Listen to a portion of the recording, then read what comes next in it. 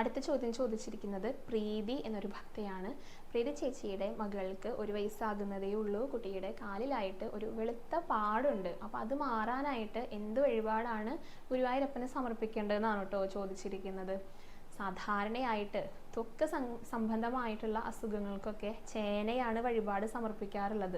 ചേന നമുക്ക് വീട്ടിൽ നിന്ന് കൊണ്ടുവന്നോ കടയിൽ നിന്ന് വാങ്ങിക്കൊണ്ടുവന്നോ ഇവിടെ ഗുരുവായൂരപ്പന് സമർപ്പിക്കാവുന്നതാണ് കേട്ടോ. അതുപോലെ തന്നെ ചേന കൊണ്ട് തുലാഭാരം ചെയ്യുന്നവരുണ്ട് ഈ അസുഖങ്ങളെല്ലാം ഭേദമാകാനായിട്ട്. ഇനിയിപ്പോൾ നമുക്ക് ചേന വാങ്ങാനായിട്ട് സാധിച്ചില്ലെങ്കിൽ ഇവിടെ കൊടിമരത്തിന് ചുവട്ടിലായിട്ട് ധാരാളം ചേനകൾ ഭക്തർ സമർപ്പിച്ചിട്ടുണ്ട് കേട്ടോ. അതിൽ നിന്ന് ഒരെണ്ണം എടുത്ത് നന്നായി ഗുരുവായൂരപ്പനെ സമർപ്പിച്ച് പ്രാർത്ഥിച്ച് അതിന് തത്തുല്യമായിട്ടുള്ള ഒരു തുക ഭണ്ഡാരത്തിലും കൂടെ സമർപ്പിക്കേണ്ടതാണ്.